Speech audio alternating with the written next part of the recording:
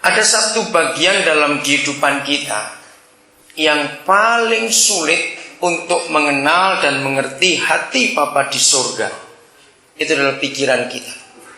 Ya, dengarkan ini. Pikiran kita adalah bagian yang paling sulit untuk menerima semua konsep, semua kebenaran, semua yang Tuhan ingin kita lakukan dalam hidup ini. Bukan pendengaran, bukan perasaan kita, bukan mata kita, juga bukan perut kita tentunya, tapi pikiran kita. Kalau saudara pernah mengenal istilah isme, ya, komunisme, feminisme, kata isme yang artinya faham. Nah, itu semua ada di pikiran. Faham itu. Nah, mari kita renungkan bagian kecil saja dari hidup ini. Saudara, kenapa kita tidak pernah bertemu binatang, ya, hewan apa saja yang pernah kecewa dalam hidup? Kita nggak pernah ketemu sapi putus asa, kita nggak pernah ketemu kuda bunuh diri, kita nggak pernah ketemu kera kecewa, nggak pernah. Loh, ayo kita belajar dari mereka. Kenapa? Satu ini perbedaannya. Pikiran mereka hidup itu cuma satu. Ya, dengarkan. Pikiran mereka itu hidup cuma satu. Kenapa? Bukan salah. Salah kalau makan. Kalau makan itu otomatis. Binatang itu cuma punya pikiran beranak, terus dimakan binatang lain. Cuma itu. Binatang gak pernah punya pikiran macam-macam. Pikirannya cuma satu, bagaimana mereka beranak, lalu mereka dimakan binatang lain. Loh, serius itu. Dengan konsep itu, binatang sudah punya naluri memberi. Bahkan yang luar biasa, memberi dirinya sendiri. Kalau saudara lihat National Geographic atau film-film tentang nature, lihat, mereka itu kan tahu bahwa sudah berapa banyak saudaranya atau rekannya yang mati dimakan yang lain. Tapi toh mereka tetap seperti nyerahkan diri. Ngerti nggak maksud saya ceritain? Kok mukanya kayak nggak ngerti, semua bingung itu sih? Ngerti nggak maksud saya? Ya, mereka itu kan sepertinya nyerahkan diri, bukan? Loh, iya atau nggak? Coba lihat itu. Mereka misalnya binatang-binatang yang gede-gede yang lagi minum, atau binatang seperti rusa, kijang lagi minum di sungai, mereka sudah tahu berapa kali ada buaya di situ yang makan. Tapi toh tetap ke situ juga, walaupun mereka tahu itu bahaya. Nah, konsep memberi itu yang luar biasa untuk para binatang itu. Iya, memberikan dirinya, siap untuk dimakan yang lain. Dan mereka tidak pernah takut untuk itu. Saudara, luar biasa. Kalau saudara lihat penyu-penyu yang kecil baru netas itu, begitu mereka berenang ke arah air, berapa banyak predator, binatang lain sudah ngincar untuk makan mereka. Nah, ternyata isme atau pikiran ini yang membuat manusia itu nggak bisa tenang dalam hidup.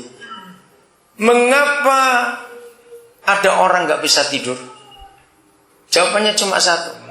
Karena mulutnya diem, tapi otaknya jalan terus. Betul nggak? Nah, padahal kalau kita lihat otak itu nggak punya mulut, tapi dia bisa ngomong. Betul? Otak itu kalau ngomong pendek-pendek, singkat-singkat. Wih, tapi sakti luar biasa. Apa bahasanya otak? Jangan-jangan. Jangan-jangan. Betul nggak? Jangan-jangan. Mungkin, kira-kira. Otak nggak pernah ngomong panjang-panjang. Kita lebih cerewet dari otak kita. Tapi kalau otak itu lagi ngomong pendek saja, saudara, habis seluruh kekuatan kita. Karena masuk rasa takut dan khawatir. Saudara, perhatikan kata jangan-jangan. Coba renungkan kata itu, jangan-jangan. Kalau cuma ngomong gitu saja, kita nggak kelihatan artinya apa. Tapi kalau jangan-jangan itu kita biarkan berkembang di otak kita, itu suami diam-diam bisa ceraikan istrinya itu. Jangan-jangan. Betul nggak? Jangan-jangan. Orang baik bisa jadi pembunuh karena jangan-jangan kok dikembangkan, dia jahatnya luar biasa. Betul? Dari jangan-jangan, kalau itu kita diamkan, akan muncul rasa curiga.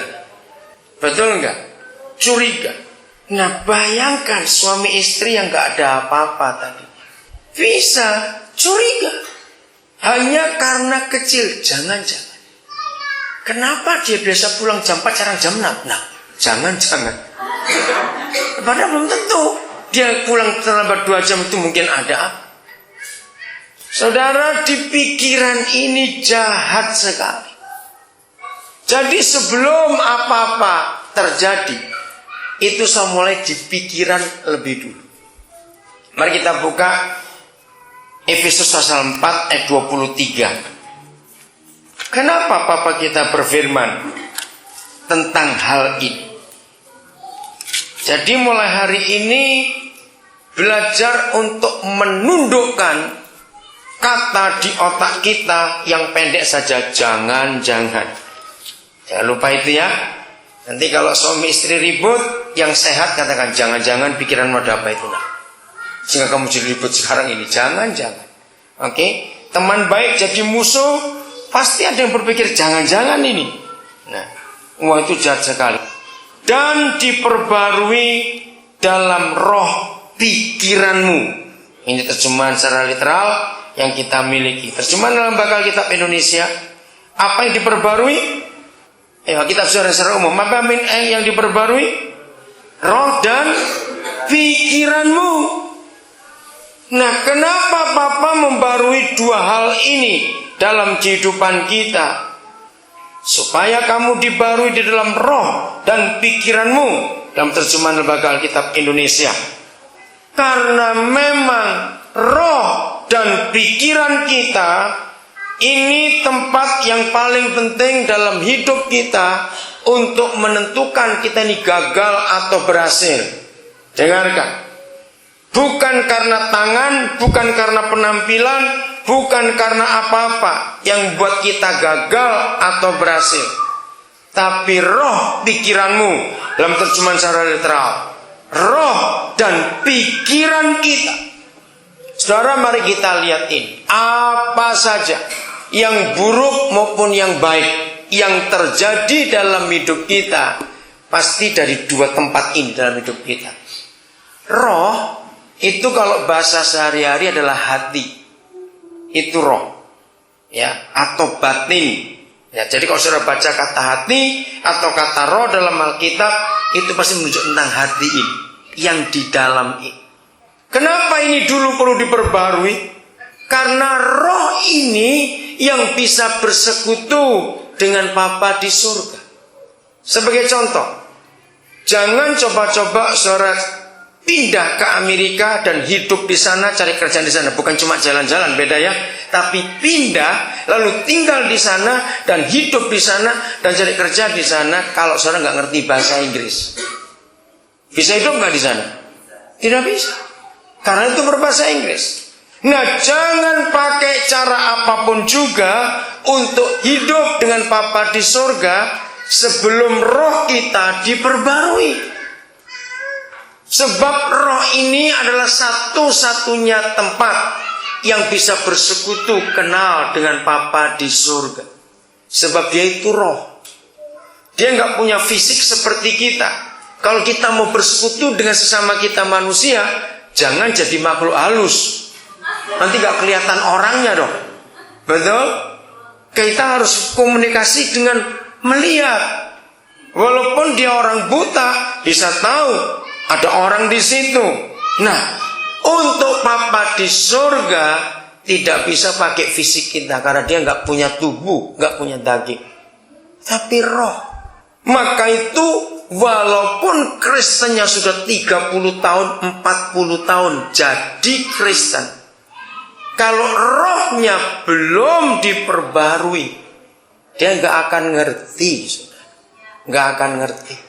Sebab Papa itu roh. Saudara ke Amerika, tinggal di Amerika nggak bisa bahasa Inggris, nggak mungkin bisa belanja apa-apa, nggak mungkin bisa ngerti apa-apa dibicarakan. Nonton TV juga hawa-hawa gitu, nggak ngerti. Mau ke gereja pun nggak ngerti bahasa apa itu. Hilang di jalan pun nggak akan ngerti mau kemana. Kalau komunikasi terputus dengan sebuah negara yang kita tinggal dan kita nggak ngerti bahasanya, ada satu bagian dalam kehidupan kita yang paling sulit untuk mengenal.